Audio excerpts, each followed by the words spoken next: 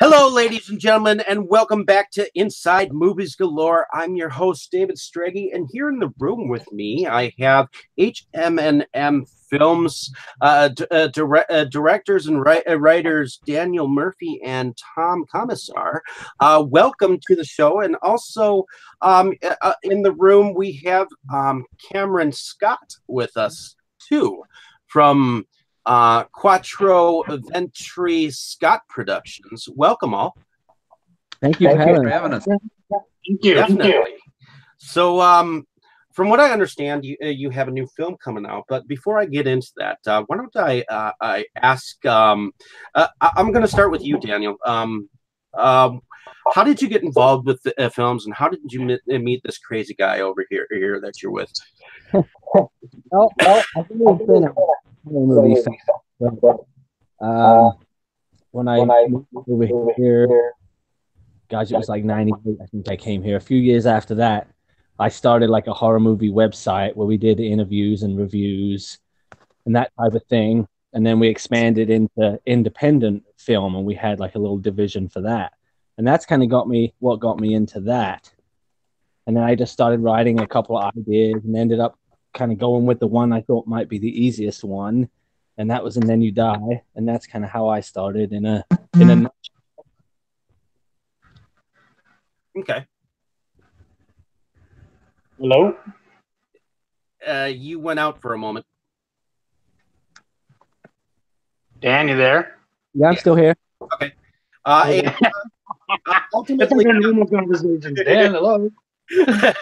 All right. Where'd he go? We're gonna have moments like this. So, so ultimately, you got into your first film project. From what I understand, it was called "And Then You Die." Why don't you tell me how you got involved with that project? And Tom, were you part of that project? Well, what happened? That's basically when I met Dan. I was the guy that always wanted to make a horror movie. And I finally decided, hell with it, I'm going to start writing. So I started writing that first. And then I had some ideas, and I was just kind of looking for somebody that, was making movies and stuff. And I kind of stumbled across in the Indiana Filmmakers Network thing that I saw this cool picture of, turned out to be Chuck Smith, the actor who plays Sam Wallace. And then You Die. And Dan was just starting that movie. And I looked at that picture, and it's like Sam was all bloody and that. And I go, and then I saw the title, And Then You Die. And I clicked on it, and then I kind of was looking up stuff about Dan. I go, oh, these guys seem pretty cool, He's just doing his first movie, and I wrote him because he wrote a thing in there that he was looking for some music, some original music, and I used to play in a band a long time ago, and I had a bunch of old punk rock tunes and that I just said, hey, I'll send you some stuff if you want. And he goes, yeah, cool. So, I sent him some music, started there with music, and he picked a song for And Then You Die. And then we just kind of started from there. Like he was doing that movie. I wasn't involved with the movie, but then I sent him after that. That's when I sent him my first script I wrote called Night of the Dolls. It wasn't the first script, but the first feature I wanted to do. That's how we got started, and he liked it, and that's how we got together. But I met him right when he was starting to film And Then You Die. That's how we hooked up. Okay. Let me go back over to Daniel for a moment. Daniel, how did you get involved with And Then You Die, and how did it develop? Well, I guess, just coming off of working on the website and just seeing what was out there, I just started coming up with my own ideas for just some, movie ideas. And Then You Die is kind of loosely influenced off of some things that have happened to me, I guess you could say. But it's basically about a guy who's just had kind of leftover things and ends up having one big last shitty day before he snaps. But yeah, so I started working on that. I was in a theater group, a local theater company, because I wanted to get back into acting, because that's kind of what I went to school for.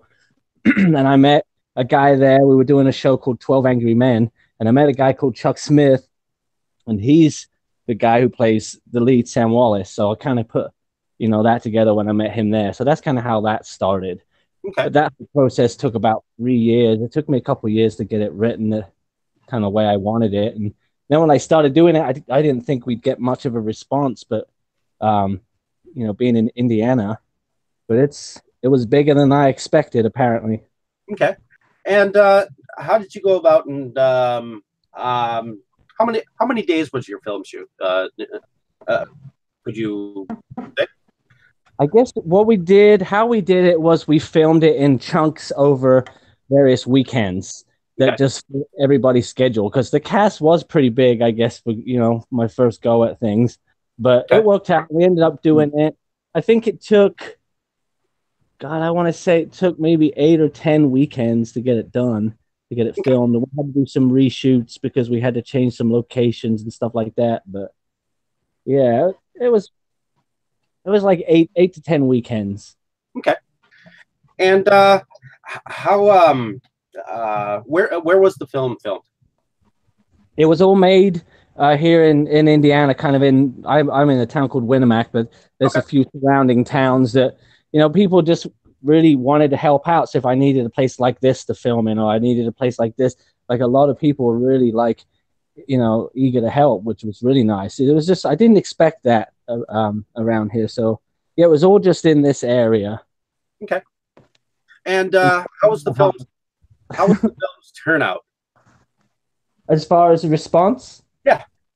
yeah, we had like just a small town kind of premiere here at the local theater, and that was for the first couple of nights. It was got a good response, just being local film. But then we had we do have a really good cast in that movie too. So it's kept attention with people, and just a lot of people that we deal with. Everybody has their favorite, but this one seems to be a standout for some of them. But I don't know, it's relatable. That's what I think. And from what I understand, the film was picked up not too recently from somewhere, correct? Yeah, it just we had one of our other movies get picked up by a company called Wild Eye Releasing, and they kind of wanted to check out some of our other stuff, and they picked that one up too. Yeah, so that's just recently, like that's happening right now. Okay, cool. And then ultimately, after and then you die, you went about with Tom Commissar here, and you went and directed Night of the Dolls. How did that film? How did you get involved there? Well, yeah, as Tom said, he kind of just reached out to me. I had got an email from him one day, and kind of he had his plan of attack laid out. Like, here's the story. He had like pictures, kind of show me, how he envisioned it to look and stuff like that. And he had kind of people picked out who he might want to be in it, and he was definitely prepared. So I met with him, and we met at the Red Lobster, and we talked about it. And yeah, it was just like that. Was that?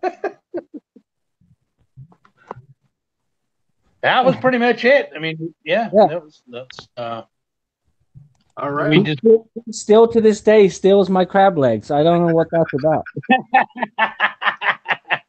So, now, how did you go about finding your cast? Did you have any problems finding people to?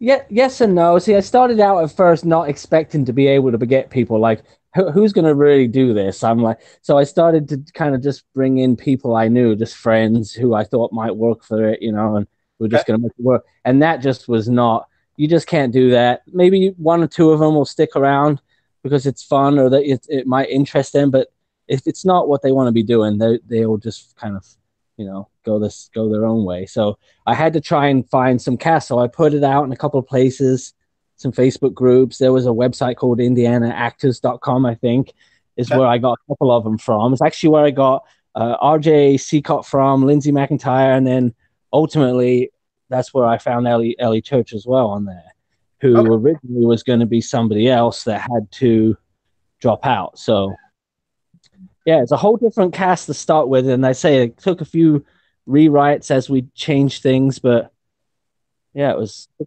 long time to get it to where it was. Alrighty. So ultimately, did you have any returning cast members from your previous film? Yeah, well, there's definitely a handful of people that we work with that we love working with that give us, 110 when they're here and they're passionate and they enjoy it. So it's like, why not keep using these people that just love this as much as we do? So yeah, we've definitely used a lot of people over like Chuck Smith, Lindsay McIntyre again, RJ's come back for stuff.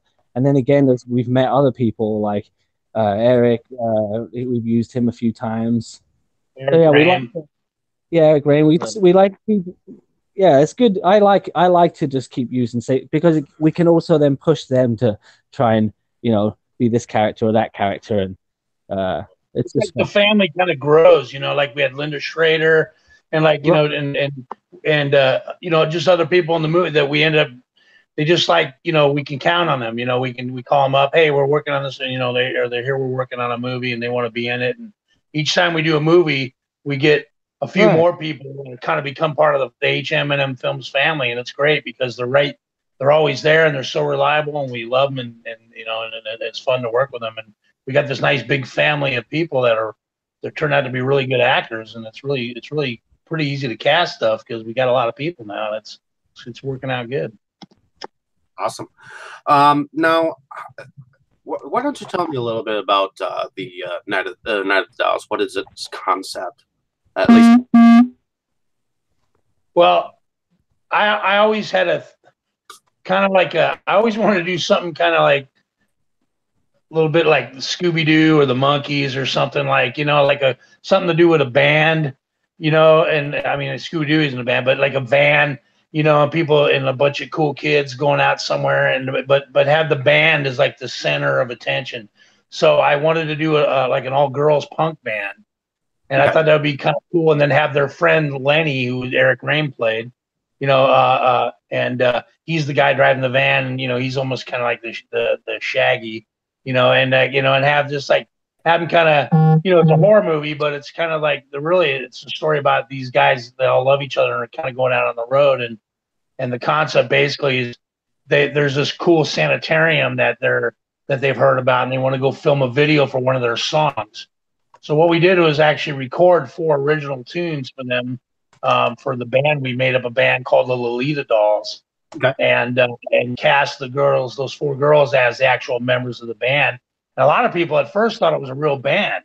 We used to get people to write. They would write, say, "Hey, we like these songs, because Dan, put them up on the web, the songs and that." Don't you And remember? they were getting gigs, like offers for gigs, and it was funny.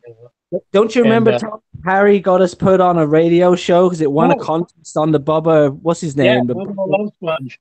They actually they were playing bands that like little demo tapes of bands and stuff, and then they were kind of doing a thing where they were kind of a lot of them they were kind of making fun of, but they really liked the Lolita Dolls, and they actually got a hold of Harry and they wanted the Lolita Dolls to come in and perform in the studio because they thought it was a real band. We're like, oh my god, it was so funny because like, oh, I wish you girls knew how to play. We could get you over there, but yeah, they thought they were a real band. That was pretty fun.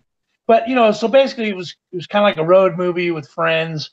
They're going out. They're kind of they're the chemistry between them had to be right, and everybody was just dead nuts on. I mean, they all loved each other, and they all just like really seemed to like it's like they all knew each other for years, and so when out it was real fun to film them in the van and all the shenanigans they got into and the fights with some other people and then they had the stuff with the music, so it was fun because we were filming like these fake music videos with them like you would a real band, and it was like really cool. And then we had a cool our villains in there were great. We had a good backstory to it, so when they got to the sanitarium, it got real bad for them, and it turned into a really pretty gruesome, horror movie, and it was all the fun times were over. These kids were in trouble, and it was a fun movie to do. It took a lot. It was like a million degrees. It seemed every weekend. It was like the same thing with And Then You Die. We did it over several weekends, but it was a lot of fun and it was a good experience. And it was my first movie,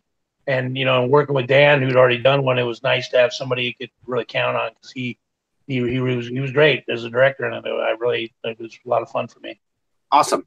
And how was the reception for you two after you guys brought it to the horror film community? Well, I thought it seemed, people seemed to really like it.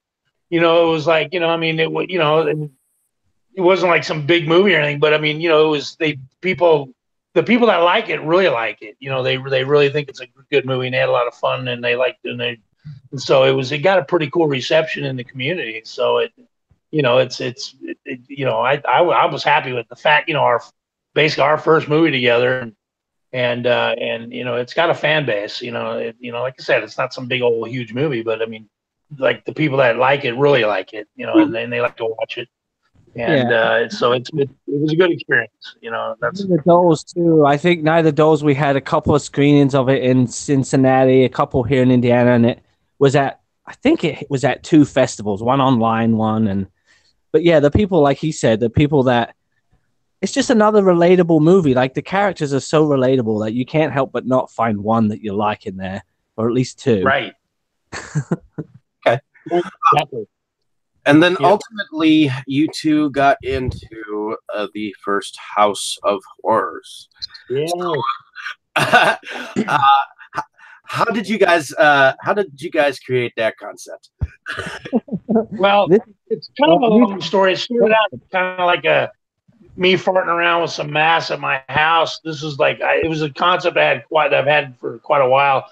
It was just going to be something I wanted to do really cheap. Like, okay, what would happen if some crazy guys just went around, drove around in masks, and it was and you were filming it with a camcorder and like doing almost like found footage type of stuff. Like you were filming just. Of course, it would be all fake, but it was to make it look like you're just driving around and killing people and beating people up and stuff. And it was just something I had in the back of my head. And then I brought it up to Dan one day. We wanted to do something that was just kind of fun but cheap, like with a small cast and a camcorder, and just have some fun over a weekend. And I had these masks that I'd bought, and I had them already, and kind of the basic idea. And then once I rolled it out to him, he was like, we just start brainstorming, and he was, yeah, why don't we do this? We could do a home invasion thing. We could do this. We could use. So we ended up using his house, and we guess, like you said, we had RJ, he was back in the mix, and the girls, and it just kind of really, the original script was going to be more almost kind of like a more standard, like a slasher type thing. We were going to come and do all this stuff, and then actual beginning and an end. It was more like an actual movie than what it ended up being. But it was thanks to one guy. I'll let Tom keep telling you it. Well, it was thanks. We had some scheduling issues with a couple of the girls. They couldn't be there at a certain time, and we were going to do this like real quick. Like okay, and it was like okay. So it was like at the last second, literally. I'm not kidding you. Like the early morning, afternoon of the shoot, we said, why don't we just do this? Why don't we, like Dan had this idea of like, why don't we just do like he's gonna make his own, like he's just some punk kid with a camera, and he's gonna make his own porn video, and he's gonna like trying to con these girls into it, and like so, and then literally, he got a hold of RJ, and he says, you're just gonna come and basically this is the premise. And just come in and just make it up. We're gonna wing it. So we went there, and it was so he just kind of had an idea, and we had the girls, and the same thing with them. We said, look, this is the situation. You're answered an ad that you're going to be in a porn video. Shit, and then RJ is just going to roll off, and we're going to set the camera up, and he's going to interview you guys, and then what's going to happen is during the interview, then we're going to bust in. And as the clowns, and then so he starts interviewing him, and he's really all that dialogue is him just making it up on the spot. And he was so creepy and such a shithead. And I'm sitting here trying to hold my laugh. I'm in the background going, this couldn't have been scripted better. I mean, I was like, my God, he's brilliant. And the girls were going right along with him, like, oh well, I don't know if that's going to be. I need money to do this, and they're just going along, and they're making it up. So they get as much credit as him, but they followed his lead. Yeah, no, they became, I mean, they were great. All four of them. I just love them to death because, that was Lindsay and Mayella, and Linda Schrader at the time, and those are the three girls, and then and then of course RJ, and that, like I said, that was all a bunch of improv, and it started the movie out, and then the night went on from there. We got dressed up in our suits, we went in there, and it got gruesome, and it got gruesome quick, and we did some weird stuff, man. I imagine so. So ultimately, how did the reception for House of Horrors have a reaction to the public? Go ahead, See, Dan, you want to answer that? targeted kind of different people for that one, because when we were talking about what it was going to be, we wanted to do. He was talking about the reception. Like, yeah, we wanted to do really, really, really crazy crap, kind of like, just get it as crazy as we can and then kind of make fun of it at the same time. So we didn't think it was going to be for everyone. We knew that ahead of time. So we went ahead and just kind of put it out there, and, places that wanted stuff that was more extreme or a little more different or a little more, So we started there, and then it just took off. I can't explain why it did, because the whole time we know what, these movies are, and there's a lot of thinking that's gone into them. So there's a lot of depth to them, but they just look like, just kind of like Tom said, a handheld shitty movie. But we had some online reviewers, like, a lot of people were saying, you know what, this shit is pretty fucked up and it's not for everybody. And so you're we're warning you right now. This is pretty sick. And that, we loved hearing that. It was like, and some of the guys, some people were kind of like, I don't know, man, and that was cool too, because it was like, that was the reaction we wanted. Like, it's not a Disney movie. It's just, it is what it is. It's just, we wanted to make something sick with a camcorder and cheap and just like gritty, but have a sense of humor too. With the clown honks when we pinch a nipple, that was the stuff we did to make ourselves laugh. And it's like, if you did it, if you like it, cool. Some people didn't like that stuff. They're like, nah, it made it stupid. And it was like, some people were just, fart noises, and stuff, it's like, it was just, like it was tongue in cheek. Like, it is brutal and that, but, we were laughing too, to some of the stupid shit in it is what makes it, to me, is what makes it, is good. Not just, hardcore the whole time. It's the jokes that make, make it funny. We are making you laugh at shit you shouldn't laugh at. Right. Yeah, that's it. Well, and like, there is that kind of hardcore audience out there that, where people will just watch people torture people, and it's for fun, So ultimately, after this film, because it was such a hit, you guys did a second one to it, correct? Right. And to add to the kind of level of extreme, we also included Nurse Hatchet too, and she has some segments in this which kind of bring it to a bit of a different level on its own. But yeah, the response from this was crazy, and we just basically used that response, money from that response. What happened real quick, just to give Nurse Hatchet, Mary, give her some props on this. We were like music. I kind of found her online, and I originally wanted her to play Ingrid in Night of the Dogs, but she was busy, and she was busy with her music. And she just looked, her image, she just looked so wicked in her nurse stuff. But she's great. She's got this really cool techno metal music that's just balls to the wall. I mean, it's badass. I love it. And so Dan dug it too. We wanted to use some of her songs. And then she goes, hey, I got these cool like video things I'd like to do for it. And that's where we came up with that. That's her stuff. That was her idea. And she sent it to us. We go, fuck, man, we'll do like an intermission and put her dance video shit in it, where she's walking around, just like blood all over her, and she's dressed all dancing all sexy. We're like, shit, we'll just do that and put that in there because it's so cool. And so that's how that. So that's her. That's all her creation, and that's her. Her addition to these movies. It was very. That's all her.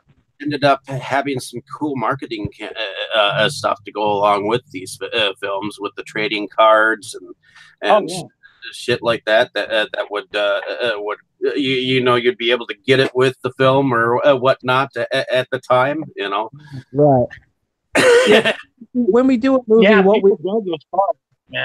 people were like, "Hey, send me a naughty nurse Nina card. Please make sure that's in my order or whatever."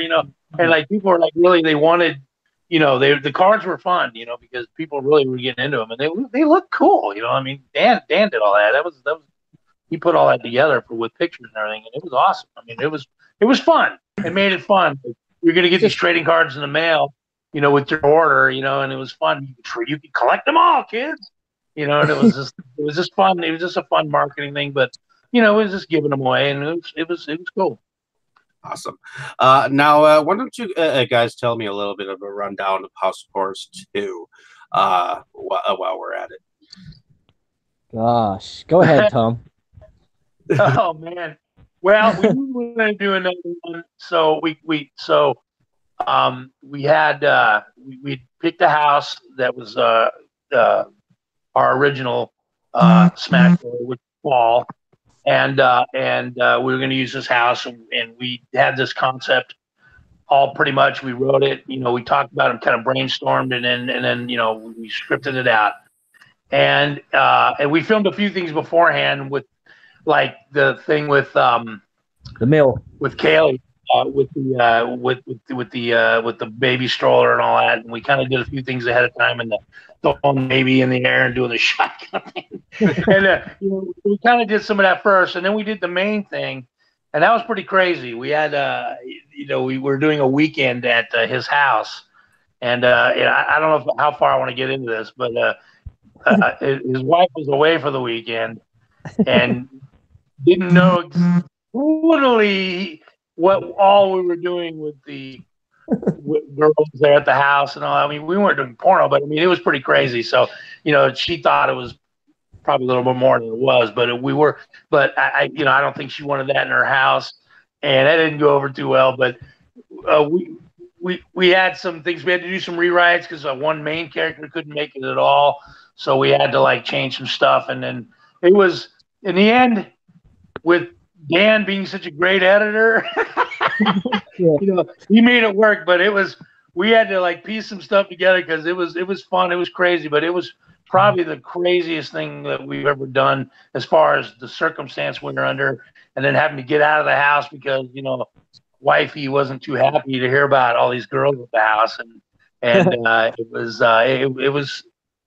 was good. I mean, fun because we did it very similar to House of Horrors 1, with that we had the same kind of thing. We're coming to the house to bust, we added a few upgrades, surveillance cameras, and then Skanko's had a camera in her head. Right. Well, yeah, we introduced Skanko, which is Lindsay from the first one. I'm kind of missing a lot of stuff here. We turned her into Skanko, and when she became one of the family. And Dan had the idea of let's make her eye a video camera so we can have this video camera bird's eye view and eye, which is obviously him walking up the camera, but he makes it look like it's coming from her eye. And then of course we use Father Nelson as a perv. He's got cameras planted around. That was just our way of planting cameras and having a reason to have cameras in this house. So then we got the girls running around screaming, and we're chasing them and killing everybody, and all kinds of stuff. But it was cool because we had all these clever little ideas to put these cameras in this house because, and so it gave us ways to film without just being one camera the whole time. So that's how that concept came out. And that worked out really good. I mean, it was fun. It was pretty wild. Very cool. Yeah, that movie, as far as its response goes, too, it's our biggest selling movie of everything we've ever done. Plus, it got into a film festival in Paris called the Sadiq Master Film Festival. Yes, it did. They got a hold of us, and they showed it there on a Saturday night in Paris. I mean, they were really into it, and that definitely, that movie is crazy. There's the backstory as to how it came out. The actual movie itself, is very popular. Like people really like this movie, and he's right. It is our bestseller. Hey, tell him about the Gang of French Clowns and what they did. Uh-oh. Oh no! Oh my God, that was awesome. What they did, we got this thing. They actually, there was a bunch of actors over there who went together and they did this mockumentary thing on their own, where they did this thing where they're talking about the clowns, us, in this thing, and it was really cool. these are not real clowns. Real clowns with the, and they're like busting our balls, like just like like in doing this. They're all Doing dressed this. as shit clowns, aren't they? And it's all like they hate us Yeah. for ruining clown business in France. Right. The premise is we're such shitty clowns. We're ruining the tradition of being clowns, and we are nothing but shit. You are shit. And they're doing it tongue in cheek. They're not doing it to pick a fight. They're doing it because they're playing along with the premise. So they did this whole mockumentary little video in it's talking about how you guys are nothing. You are shit. You are garbage. You are ruining the tradition of being a clown. And they're doing this stuff. And then they're interviewing people, and they have this one guy doing like an American accent. You can tell he's French, but he's like going, "Hey, yeah, man," and he's like trying to be like, And they do this whole, and it was like they sent it to us. We're like, "What the fuck is this?" Like, so we use that in a thing. In fact, we do want to do this at some point. It's easier said than done, but we have an idea for House of Horrors 3. Well, we want to go there and actually fight them. Like, we have a whole story where they kidnap Shago. I'm sorry, Shago. They kidnap Shago's sister. Shago is obviously that's Dan. They kidnap his sister, and she's from England. They go and get her, and they take her back to France. So we hear about it in America. So we go there to take them on, and we're gonna fight them and get his sister back. And so we got a really cool idea to do this. We just haven't, we got to go there because we want to film it in actual. We want to go to France and film it. Yeah, they're all on board. They want to do it. They're up for it. Well, they're ready for it, and they want to do it. We figured we'd probably done it already, but it was just, things come up. We didn't have the money to do it yet. We had other projects that we were already promised that we were getting started on, so we didn't get around to it yet, but it's still there to do, and so we go over to hang out in Dan's home country, in England, and then shoot there, and then go to France and battle these guys, these clowns. It's going to be good. We want to do it. We probably, hopefully, will. But that's down somewhere down the road. But that's going to happen at some point. Well, yeah. Eventually, I think in between Blood Moon River and House, you guys started doing a film called Skull Butcher, which you guys kind of put on the back order for the time being. Did you guys want to talk about Skull Butcher at all? Or? Well, go ahead. I think we can say a little bit about it because it is something that we want to come back to. It is already pretty much been written into some kind of a trilogy. There's a lot of stuff we already have for this. We're just not ready to make it what it needs to be, what it deserves to be. Because the character behind the Skull Butcher characters, it's just all really good stuff, but we're just I think the time's not right yet for it, and we're just kind of waiting. What do you think, Tom? Yeah, I mean, that was pretty much it. We'd filmed an opening scene in it, but we had a lot of scheduling issues too. And then we had some issues, some issues where we couldn't get things lined up, and at the time, and it was like, okay, and it was like, all right, you know what? Instead of fighting with it, let's put it on the back burner for now. We've got the script, we know what we need to do, and then we'll get back. It was just one of those we just had to put it on the back burner, even though, it's a fantastic script story, and it's basically, he's our slasher, he's our guy, we want to do this, and it's very exciting, but like I said, it just sometimes it happens, you're getting, sometimes you can't get things scheduled out right, and then it turns into more months, and we got to push it back to next year. Then you end up not being able to do it, and then so you just that's just it. You have to put it on hold to a later date, and then so you start on something else that you can get done. That's basically the bottom line. What we're finding out the hard way too is that a year is it's not as long as it used to be. When you make movies, a year just goes by. But also too, David, we've got, I say we, I mean Tom, we've probably got, I don't know, 6 other scripts that are probably fully done and written that we just mean to make one day, but other things just happen and develop faster, and that's just what you got to go with at the time. So we've got stuff to keep going for probably 10 years, but I don't know if we'll last that long. Tom's pretty old. All No, righty. So after I started hearing about news of Skullbusher, that's when Blood Moon River campaign came out. So Oh my God. why don't you tell me a little bit about how that began and developed? Oh, that's a weird one too, because it was like, okay, this is gonna sound absolutely crazy, but I'm gonna say it anyway. Blood Moon River kind of started out as a dream. I had a dream one night, and I woke up. I'm like, that'd be a really cool movie. And it's, I don't know, I guess it's a found footage. We did it in a legit style where the cameras that they use are the cameras that we use. Like there's a pair of camera glasses, we really used them. There's a cell phone, we really used it. Like everything we did, we had to really use. We didn't fake any of it with one camera. We just had a style that we wanted to do it. So it's basically the original concept for it was like a werewolf Blair Witch kind of thing, Okay. with some twists and stuff. And then as Tom and I started building on it, and it just kind of turned into something else. And then right at the end, it kind of twisted into something else. So it just kind of was a silly idea. Like I say, we've got all these scripts, but this thing just came out of nowhere. And when that happens, we talk on the phone for 3 hours and it turns into something. And that's what we do. That's how we go with it. It's the same thing. Like that's exactly how we were talking about. It was like Dan called me up. He goes, "Dude, I got to tell you this idea."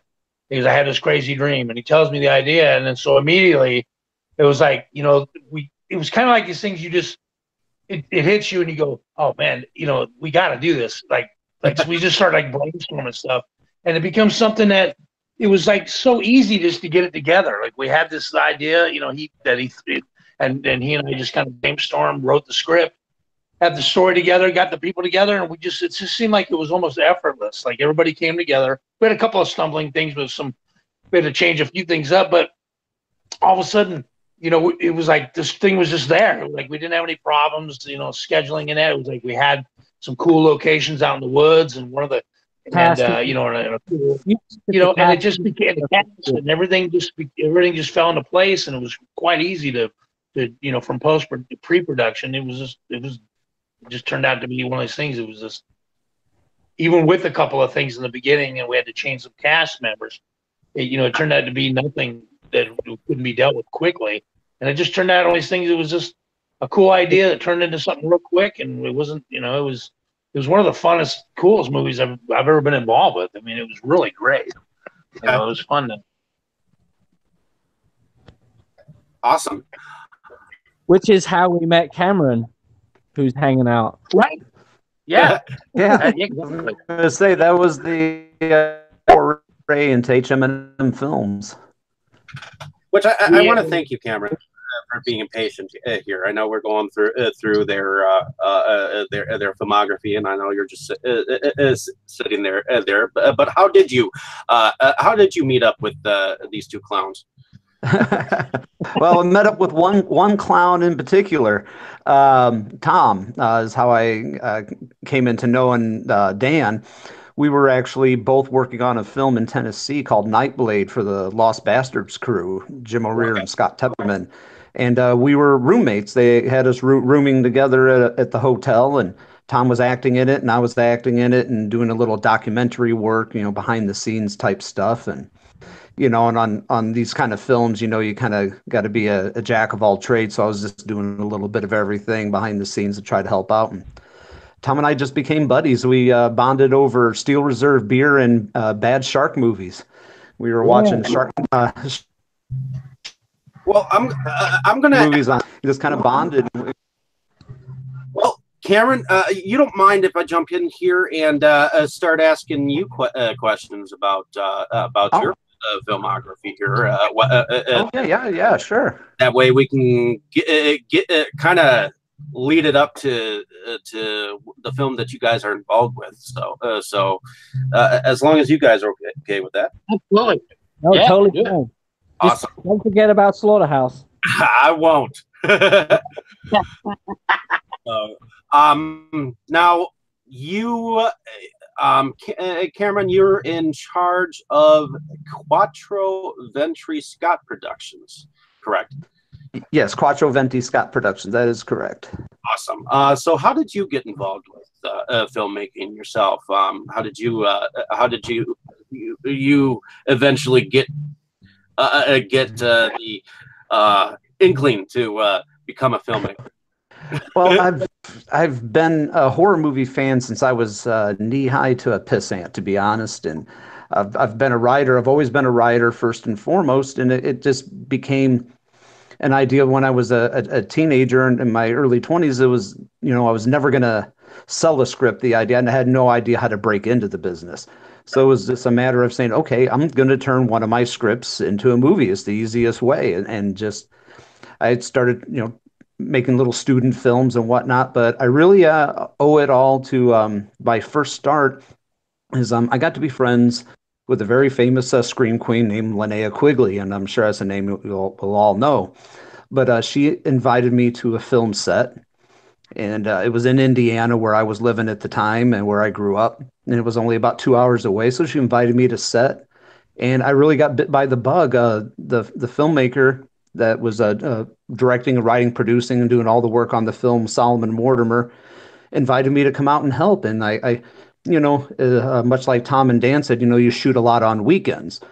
So I kept coming out on weekends and helping film, doing little acting bits and doing behind the scenes stuff and effects work. And eventually I moved into his recording studio and lived in the recording studio for quite a long time. Awesome. And then it just, became, it just evolved from there. After Linnea invited me to set, I was bit by the bug and bought myself my first camera and started making my first short film. And I started developing a script that I had written many years before called Postmortem America 2021, which was my first feature film. And it became it became a monster. As you could, it took 5 years to finish. Okay. And various weekends over springs and summers, and it's kind of went on the same idea like Dan said. You get friends to help out, friends come and go, but then you got to really start thinking about hiring professionals here and there to help you finish something like that, because it takes a certain crazy SOB like the three of us to get films made, because not everybody can hack it. But, and I became friends with several people in the business, one of them being Jim O'Rear, who's a very accomplished stuntman, a writer, producer, actor, director. And he invited me to come out and help with the Nightblade shoot. I was doing documentary work, filming behind the scenes segments for films, which I also did for the Blood Moon River film. I remember Nightblade coming out because I was friends with Chad Armstrong for quite a few years, but filmed whatnot. And I remember Nightblade coming out. I just was not able to get a copy of it at that point in time. So it's actually getting an international release. It's coming out, I think, through Wild Eye Releasing. It's going to be coming out in pretty wide in October, I think. Okay. Yeah, I think so. Yeah.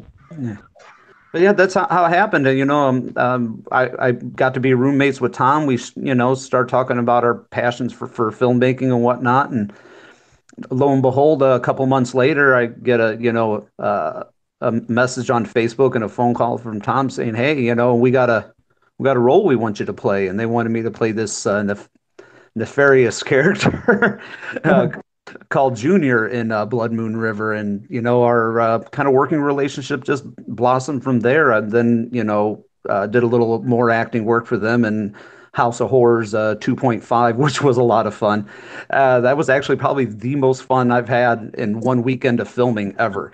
I get to play a character called Marty, the nosy neighbor, and without giving too much away, I've had a lot of fun nights on shoots. I've had a lot of fun times, but that was probably the most fun weekend I've ever had. Awesome. It was fun. Now I'm just going to mention 3 titles here, and then you can just tell me what you want to talk about from each of these productions: The Collective, Graveyard Blues, and Exile. Why don't you tell me a little bit about each of these projects? Well, actually Graveyard Blues and Exile were both parts of The Collective. The Collective was put together by Jab Pictures, which is a collection of 10 filmmakers, each making 10 different short films each are 10 minutes long, and based off the same idea, there'd be a one sentence synopsis or a one idea synopsis. And I am only missing one from that collective anthology thing.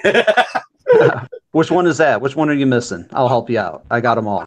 I have. I'll have to go and look back at it, but I'll have to message you afterwards or something like that. Yeah. I'll hook you. I'll hook you up. I have them all. But Graveyard Blues was my first short film. First completed short film. Because we all have those ones that have never quite gotten finished. But Graveyard Blues was a black and white film that I did, and I tend to shoot in black and white quite a bit. Postmortem America was in black and white.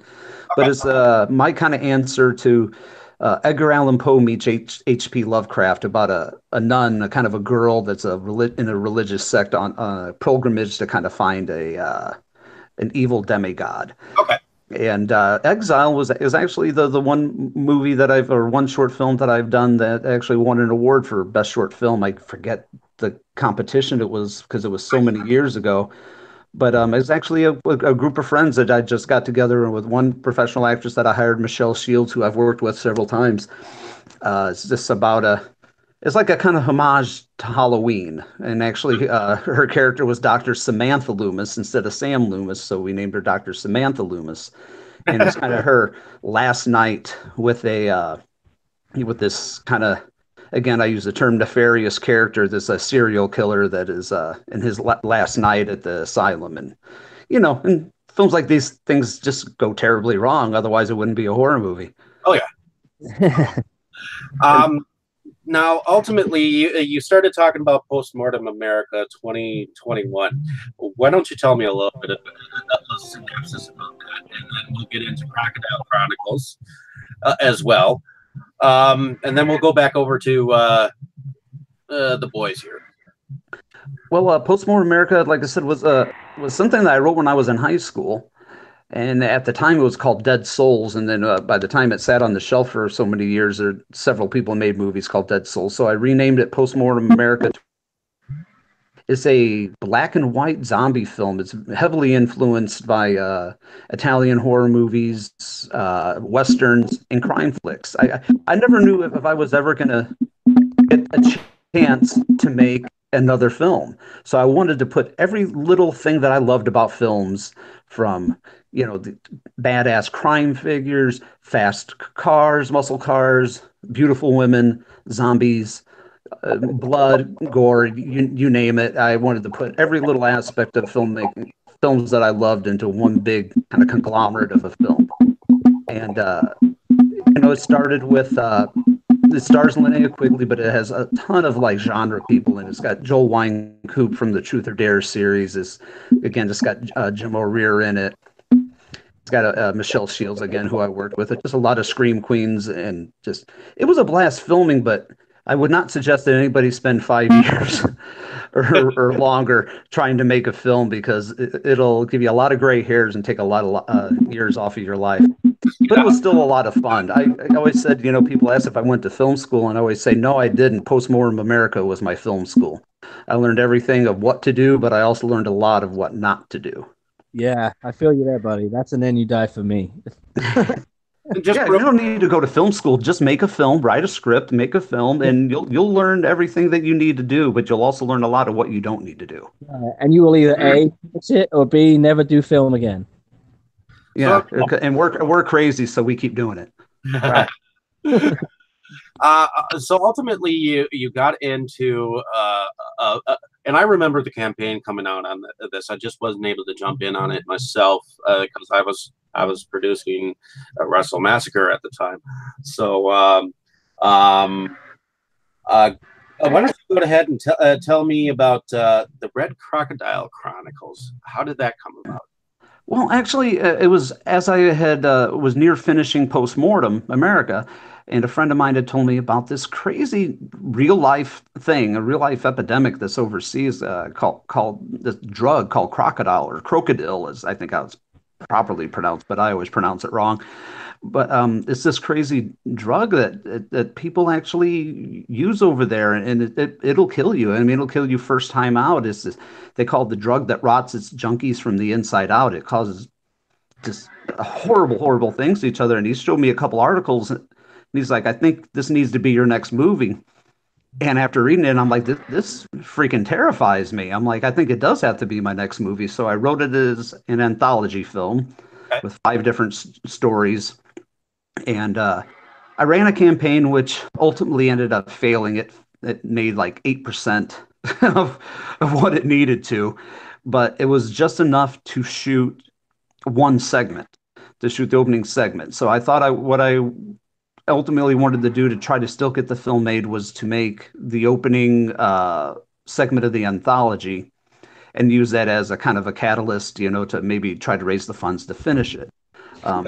Unfortunately, what ended up happening within a few months after that is, long story short, I had a series of heart attacks, which actually led into the film that we're working on with HmmM, which we'll get into deeper then. But it kind of put everything on hold until I can properly get behind the camera again, kind of get my strength and my health back where it needs to be. But yeah, unfortunately, my health kind of fell into the toilet, so to speak. But I'm sorry to hear about that. That Daniel was telling me a little bit about that, and I'm glad that you're pushing on, and I'm glad that these gentlemen here are making a film to make a comedy about it, almost.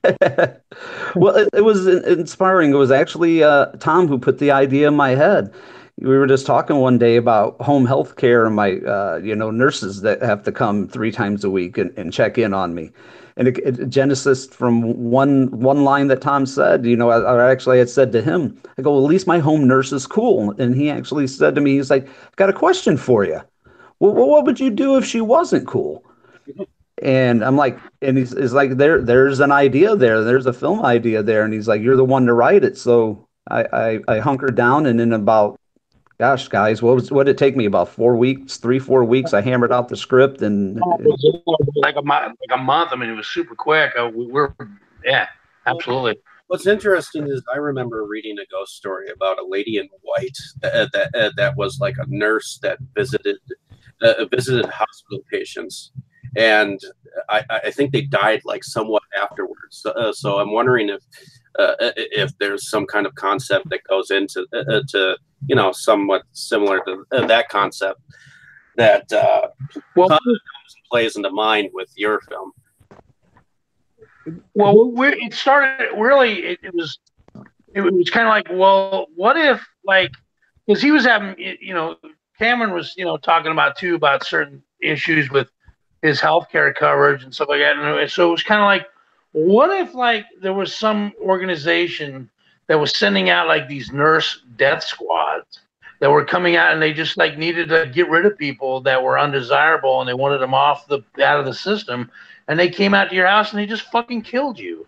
Like what if they came in, like, so we thought we'll get these like really cool looking, hot nurses that would just come over, and they're like this assassin squad, nurse assassins. And they were just like, and they were just this gang of, these people were coming out, and they were just basically coming out and just eliminating and terminating people to get them off healthcare.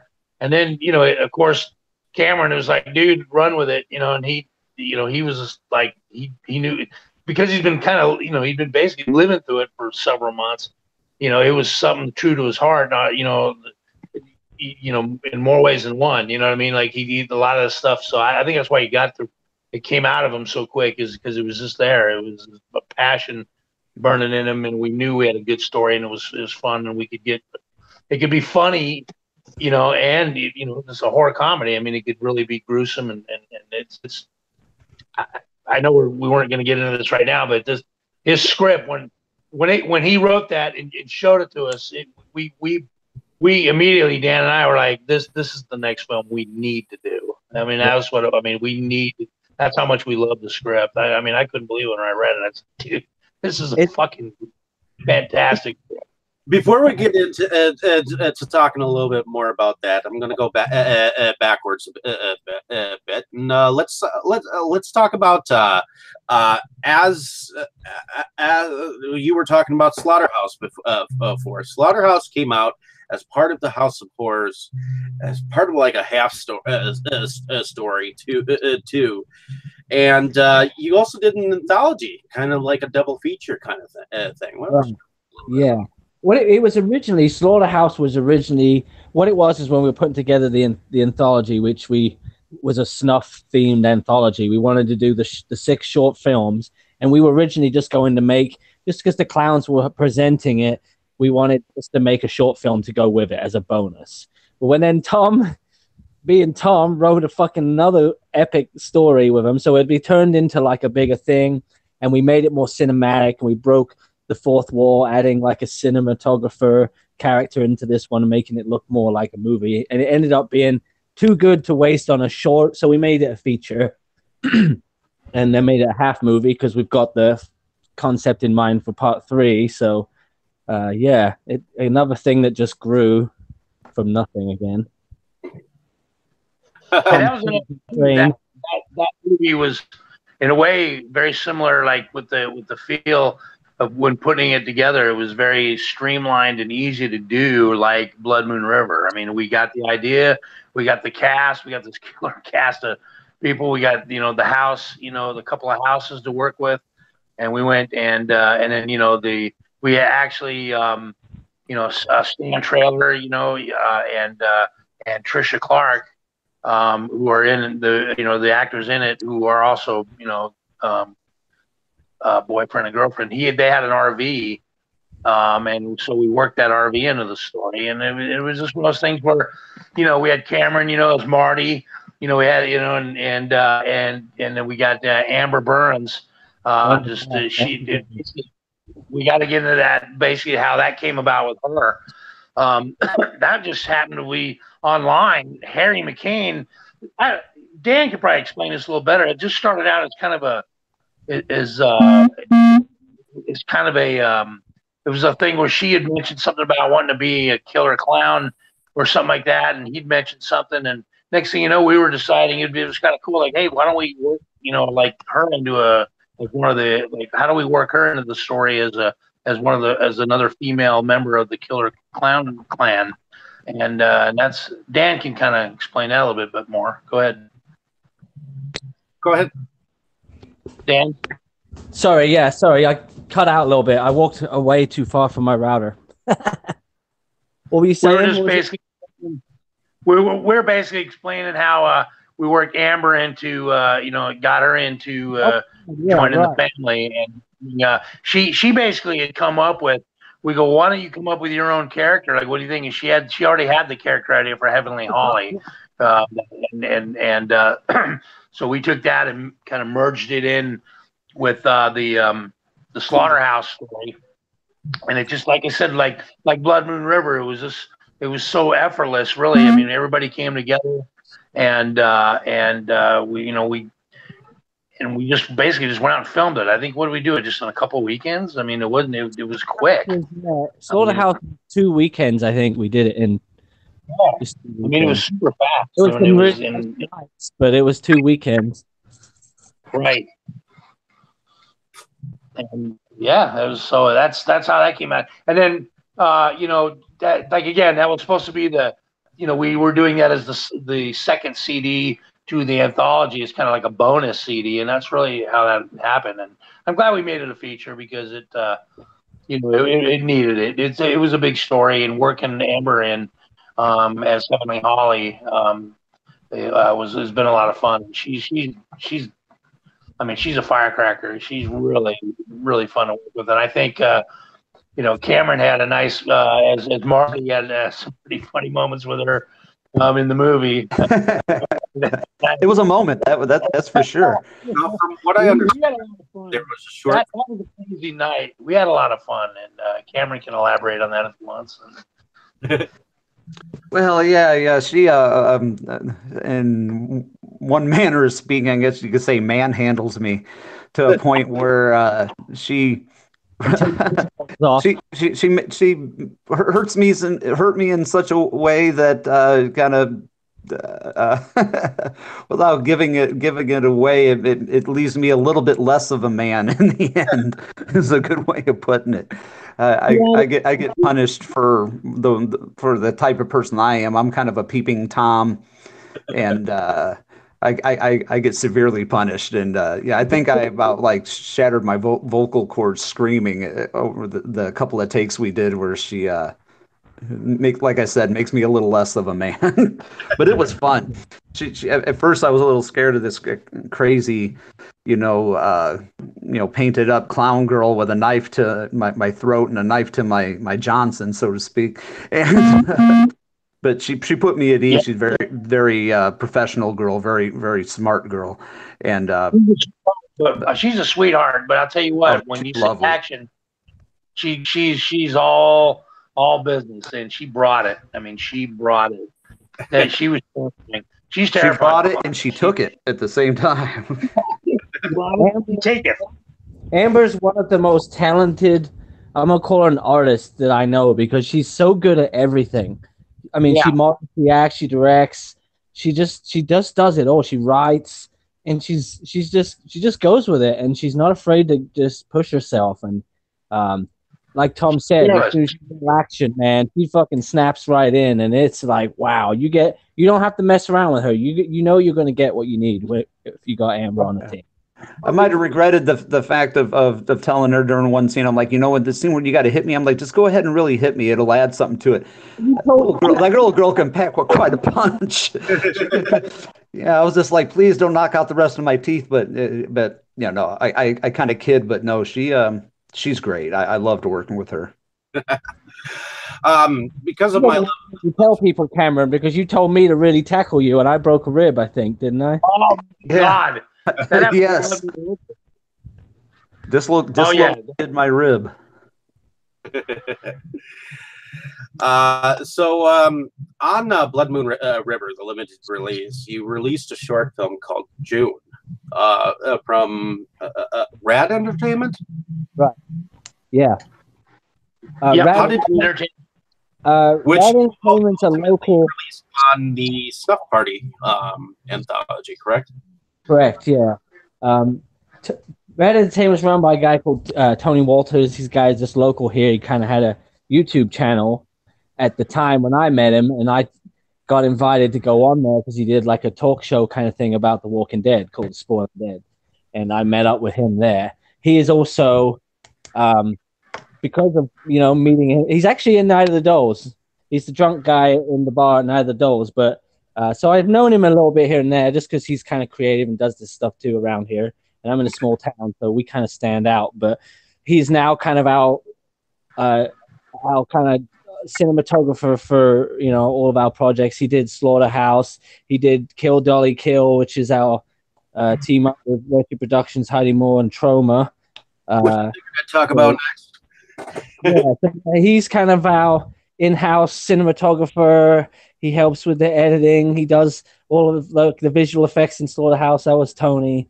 So yeah, he's part of the team as well. And now with Rad Entertainment came also Rebecca Erb, who was one of his kind of like entertainers on the channel, and she helps us do production management. And she's the one in June. She's the lead female, and then I am the male. So yeah, that's how that kind of came about. Okay, cool. Now, ultimately, you got involved with Kill Dolly Kill, which is the second feature to a film by Heidi Moore. Why don't you tell me how you got involved with that film? Go ahead, Tom. What happened was I saw, I was just kind of cruising around on Facebook, and I saw this. I don't even know where I saw it at, but I saw a little picture of for the movie Dolly Deadly, and it's of little Benji, Justin Moore, Heidi's son, in the character, and he's got the mask on, and I went, whoa, that's a cool name, and that's a cool looking. I mean, the graphic was really cool, and I clicked on it, and I was kind of reading about it, and it was just getting released. And I think I got it. They had a video on demand thing. It was like $2.99. You could buy it and watch it all you want. I was like, oh, all right, that's cool. But before I had a chance to even watch it, and I saw I was kind of seeing some clips of it and just different things about it. And I thought, this sounds cool. This looks cool, just to look cool, And I just happened to see a post from Heidi. I didn't know her yet, obviously.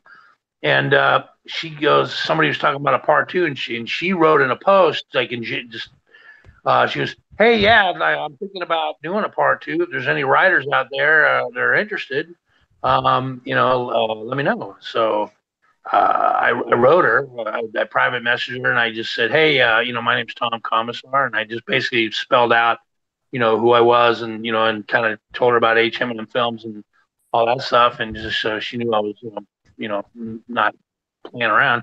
And I said, hey, I'd like to, I'd like to, work on part two. If you give me the okay, I'll start working on a first draft. And she's like, yeah, go for it. Yeah, let me know what's going on. Yeah, cool. Yeah, go for it. So I was like, cool. So I watched Dolly Deadly, and I was, and I loved it. I just thought it was, I was like, this is a great movie. And I watched it like a bunch of times, and then I started working on the idea of, like where she's going to go from there. Because in the first movie, basically, Benji grows up, becomes Dolly Deadly, and he's out on his own now. He's left the park, and well, he left when he was Benji, but then he grew up, and people didn't know where he was, and now it's a she Deadly, and so she's out there now in the world as Dolly Deadly, and so we took it from there. I was like, okay, now, so I'm going to start a story from there, and I started writing it out and kind of going through my first draft, and for whatever reason, I was just like, every time I would get to a certain parts, I kept hearing songs in my head. Like I was like, it was almost like like Rocky Horror type, Hedwig and the Angry Inch, Phantom of the Paradise. Like I was hearing music, like sections, like I could just see it, like as a musical, And then I was like, I was already a couple weeks into it. I had a bunch of stuff already written, and I wrote her back one morning. I said, look, I don't know if you think I'm crazy or not. Just tell me to shut up and not do that. But I'm hearing the songs in my head, and I said, I've got some ideas. And I said, I used to play in a band. I write songs. I said, what would you think about making this like a rock musical? And then she wrote me back like, I'm my time zone. I'm ahead of her. But when she like woke up, she got right back to me, and it was like, oh my God, yes, I would love that. That would be awesome. And so we hit it right off. She's like, I love this, I love that. And it was like all the same things I like, It's like, she goes, yeah, we could do something like that.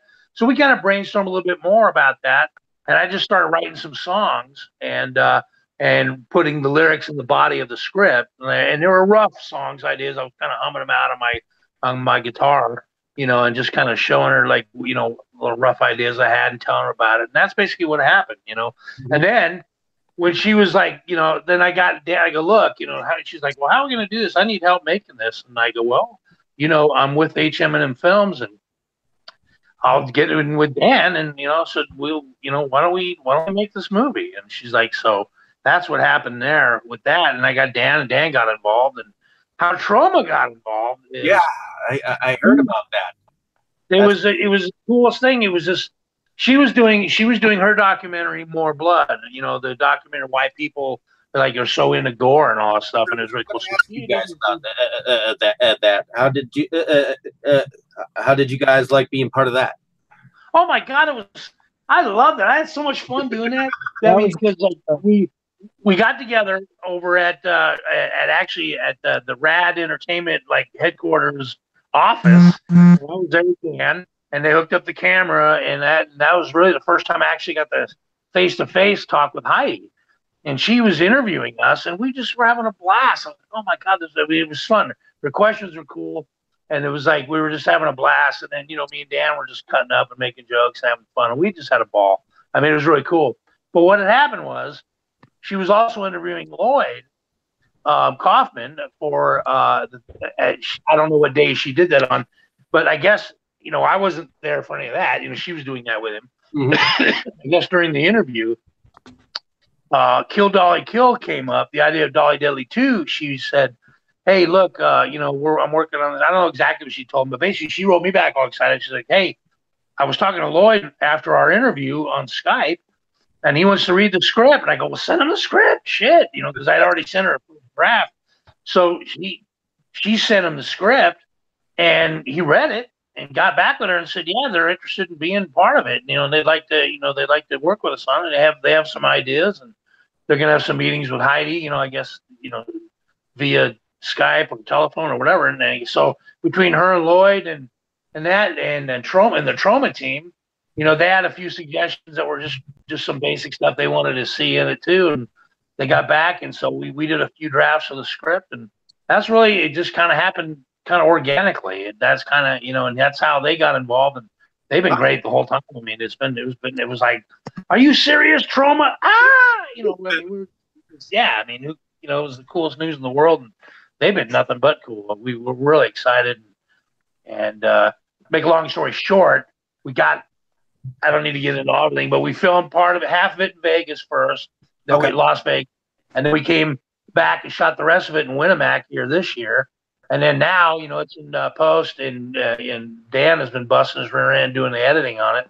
And we had Sean Daly over at Mohawk Studio, and he did all the work with me on the soundtrack, getting the music and everything together. So the combination of everybody working together between Heidi and Troma and Sean and Mohawk and Dan and Tony and everybody else, man, and Laura. I mean, this big team has come together, and it's been amazing. And the stuff I'm seeing Dan showing us little clips, I'm telling you, it's every bit as good as we thought it was going to be. I mean, you sit there and you watch these things, and we're so excited, and it's really coming. It's really, really coming together, and it's going to be a great movie. It's really coming together. I'm so excited. I can't wait to get the rough cut over to Troma, because they're going to love it. I mean, it is that good. And I'm not just blowing our own horn here. I'm just saying, hey, as a team, everybody did their job, and it's coming together. Like, we had an unbelievable cast of characters, and it's the biggest thing we've ever done. And I couldn't be more proud. And sometimes I sit there and I go, I can't even believe we did this. I mean, I really can't believe it came out, as good as it did. This movie is going to blow some minds. It's really good, and I'm very proud of it. I'm very proud of everybody involved, and I love them all. That's all I can say about it. Now, before I get into Death Nurse, I just want to ask about Sweet Little Holly. Before we get, is there anything you can tell me about that as it's going into pre-production? Yeah, Sweet Little Holly is something that we're working on with kind of Amber's involvement as well. We were hoping to shoot that this year, but we had to push that back. Just getting Kill Dolly Kill done. It's like we really need to get that finished and get that over to them. But yeah, it was kind of just based on the backstory of her clown character and how she became what she is and what kind of led her to this way. And it's a deep, very realistic, very gritty kind of story. It's not funny. It's not like the rest of the clown movies. It's going to be serious. And then it's not even, I don't know. It's kind of a standalone in a sense, but it's still being developed and tweaked. So maybe hopefully next year we'll finish that one and get back on that. But okay. Yeah, it's exciting too. Cool. Now the Death Nurse. So now that I've seen that you've started to go out, in fact, the campaign is still going on as we speak. So now, how did you go about and find some of your cast members so far? It's again like Tom keeps saying, this thing is again taken on its own kind of. It's just on a ride of its own too. People have come to us. We reached out to some people that we wanted to work with and work with again. And it's just without really putting out much about what Death Care is. And when we first released the information, we didn't even put out the title.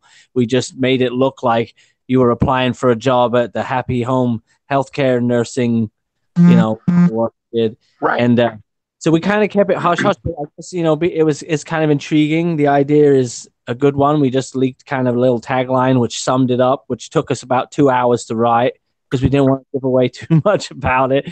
But no, the cast so far is incredible. And Lynn Lowry, we've been talking to for a while, who we have attached to this one, we were talking to her about when we were working on another project, and she's just really, really nice, and we kind of wanted to have her involved, so that's how she came about for this one. But yeah, it's we're really excited about this, and like Tom said earlier, it's just we did have other stuff in mind that we've been working on.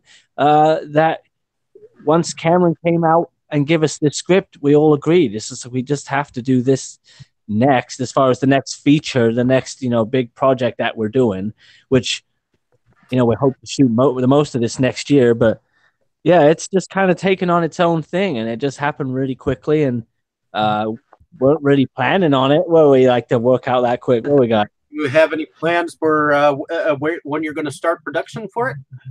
Yeah, what we've done is broken it down into two main shoots. Just because of what's happening in the story, like it can be broken up into two different things. So what we're hoping to do is shoot some of it in this November. So we'll have some stuff to show and kind of put out and let people see. And then the rest of it, we're hoping to finish up the main kind of story part of it in the spring. Okay. Awesome. Cameron, were you planning on acting in the film at all? Yes. I got a role that I'm going to play is no pun intended, near and dear to my heart, since heart is at the center of the story, so to speak. But yes, I was actually got even a small part in Sweet Holly, as well as another kind of bad guy character. I like playing characters with some bad guy qualities into them. There's no fun in playing good guys. There's no fun in that at all. But very cool. So ultimately, from what I can see, Cameron, you're also going to be part of another film called Now That's Love. Yeah, that's actually a project that I've been writing and co-writing with St. Thomas, or Anthony St. Thomas, who is the husband of Monique Dupree, who is also going to be in the film Death Care. We've been actually kind of writing it back and forth. I kind of write a chapter, he writes a chapter of it. It's a story about a serial killer, a female serial killer who is being taught the ropes by her serial killing mother. It's got a little bit of Dexter in it, a little bit of Breaking Bad with some nefarious kind of characters that are always up to no good. But that's probably going to not shoot until next summer, maybe this time next year, maybe even in the fall. It's nothing that we really are in a big hurry for, but we've been kind of, I write 5 or 10 pages, I send it off to Saint, and then he writes 5 or 10 pages and he sends it off to me, and we've been kind of going back and forth just to kind of write a really nice meaty role for Monique, who also co-starred in Postmortem America, and I've gotten to be good friends with, and she's just always wanted kind of to play this kind of character. And since I've been down and out, and I can't really get out and drive or travel anywhere with the illness that I have, has given me loads of time to do some writing. So it's like I've taken on several writing projects, like one of them being Death Care, which is the quickest thing that I've ever wrote. I've never sat down and just like in 3 weeks, like written a full script from start to finish. Usually it's a couple of month process for me, but that one, I guess you could say I kind of lived the story, so it was much easier to write. Okay. And I see another project here called Kingsbury that you're starting to become a part of. Is there anything you can tell me about that? I figured I'd let you have some airtime. So. Well, Kingsbury is actually I met the co-writer and co-creator of that, James, while I was making Blood Moon River for Dan and Tom, and that's something that we're also co-writing together. But the problem with getting that one finished and kind of out and about is that James and I both have kind of had our again health problems and whatnot. So it's kind of just it's been a long gestating project. We've been working on it for about a year and a half, but James and I have been doing it back and forth. We want to do it as it's basically a found footage ghost hunter film. Okay. And it's centered around a real area that was prominent in used by the Army and whatnot in Kingsbury, Indiana. And he actually, if he was on here, he could tell you a little bit more about it because he knows about the location. But it's a real life haunted area, which I kind of do believe that there are some areas that are haunted. I know some people do and don't believe in that, but I've seen too many things in my life to say that it doesn't exist.